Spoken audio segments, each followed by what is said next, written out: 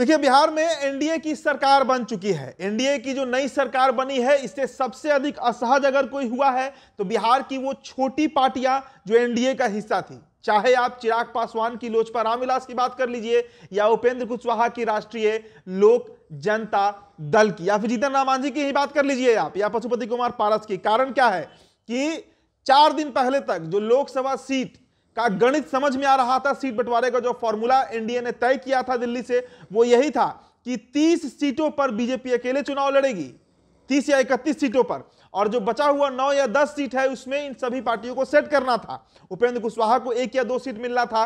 चिराग पासवान लगातार अपनी मांग जो 6 सीटों की है उस पर अड़े हुए हैं, लेकिन बीजेपी ने यह क्लियर कर दिया कि चाचा भतीजे के बीच ही 6 सीटों का शेयरिंग होगा। इसके अलावा जीतन राम मांझी की पार्टी को सीट मिलना था, और चर्चा यह भी थी कि मुकेश सहनी अगर एनडीए में आते हैं तो उनको भी कटिहार का एक लोकसभा सीट खुद मुकेश सहनी को लड़ने के लिए दिया जा सकता है। लेकिन नीतीश कुमार की अब एंट्री हो चुकी है एनडीए में, और नीतीश कुमार की एंट्री के बाद जो छोटे राजनीतिक दल हैं वो इस बात की चिंता में है कि आखिर हमारा क्या होगा। उपेंद्र कुशवाहा भले ही बधाई दे रहे हो नीतीश कुमार को, लेकिन उनके जहन में यह सवाल जरूर चल रहा होगा कि नीतीश कुमार कहीं उनके सीट बंटवारे में अड़ंगा मत डाले। सबसे अधिक खतरा चिराग पासवान को होगा। चिराग पासवान लगातार एक सूत्री कार्यक्रम, एक मुहिम छेड़े हुए थे नीतीश कुमार के खिलाफ, तो उनको भी इस बात का डर जरूर होगा कि नीतीश कुमार की बीजेपी अगर सुनी और उस पर काम की तो चिराग पासवान के पर कतर दिए जाएंगे। 6 सीट तो छोड़िए, जो चर्चा है कि 3 सीटों पर ही चिराग पासवान को कॉम्प्रोमाइज करना पड़ेगा, संतुष्ट होना पड़ेगा, इससे अधिक सीट बीजेपी उनको नहीं देगी, और 3 सीट उनके चाचा पशुपति कुमार पारस को दे सकती है। तो अब जो नया फॉर्मूला निकलकर सामने आ रहा है एनडीए में सीट बंटवारे का, उस पर जरा हम चर्चा कर लेते हैं। देखिए, 2019 का आप लोकसभा चुनाव याद कीजिए, 17 सीटों पर जेडीयू और बीजेपी लड़ी थी, और 6 सीट पर चिराग पासवान, यानी उस समय स्वर्गीय रामविलास पासवान की पार्टी थी, तो लोजपा लड़ी थी। 40 सीटों का समीकरण बना था, 6 के 6 लोजपा जीती, 17 के 17 बीजेपी जीती, और 17 में 16 सीटें, किशनगंज को छोड़ दीजिए, तो जेडीयू जीती। लेकिन इस बार समीकरण बदला है। इस बार नेताओं का कद जो है वो बड़ा हुआ है, छोटा हुआ है। चिराग पासवान पहले से ज्यादा उभर कर सामने आए हैं। नीतीश कुमार की अब वो चलती नहीं है जो 2019 में हुआ करती थी। तो बीजेपी ने जो फॉर्मूला सेट किया है, जिस पे चर्चा हो रही है बीजेपी में, वो आपसे हम बताने जा रहे हैं। सूत्रों के मुताबिक इस बार बीजेपी पिछली बार से ज्यादा सीटों पर चुनाव लड़ेगी, और जेडीयू को पिछली बार से कम सीटें मिलेंगी।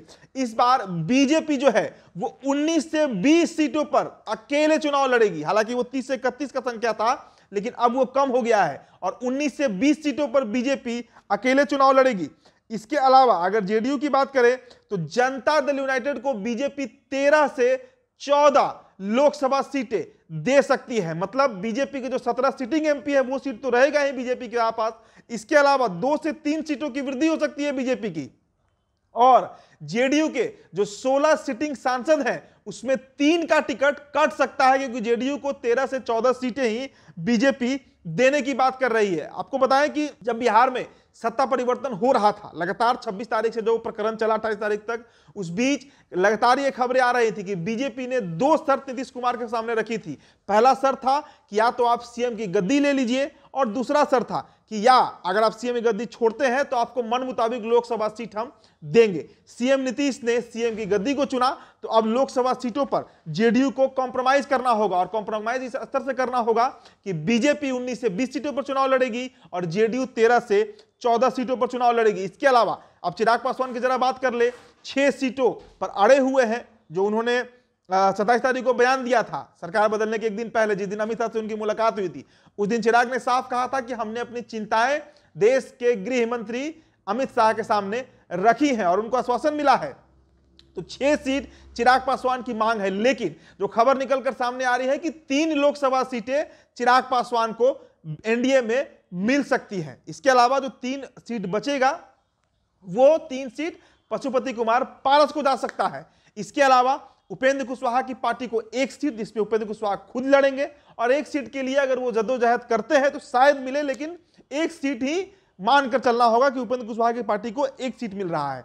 जीतन राम मांझी की पार्टी को 1 लोकसभा सीट या उसके बदले में राज्यसभा सीट मिल सकता है। राज्यसभा जो खाली हो रहा है 2 मार्च को, 6 सीटें, जिसमें बीजेपी खेमे में 2 सीट आ रही है, तो 1 सीट पर मांझी जी को सेट किया जा सकता है। अगर जीतन राम मांझी लोकसभा नहीं जाना चाहे तो फिर माफ कीजिएगा, राज्यसभा नहीं जाना चाहे तो फिर लोकसभा की एक सीट उनको मिल सकती है। इसके अलावा मुकेश सहनी अगर आते हैं तो उनको भी एक सीट पर बीजेपी सेट करना चाहेगी। तो ये गुणागणित आप समझ लीजिए कि 20 सीटों पर बीजेपी, 13 सीटों पर जेडीयू, या फिर 19 सीटों पर बीजेपी और 13 सीटों पर जेडीयू, जो कुल मिलाकर 32 होता है। इसके अलावा 3 सीट चिराग, 3 सीट पारस, जो कि 38 होता है आंकड़ा, और 1 सीट उपेंद्र कुशवाहा और 1 सीट जीतन राम मांझी को मिल सकता है। तो ये बड़ा नुकसान जो है वो क्षेत्रीय दलों को हो रहा है, 2 सीटों का नुकसान।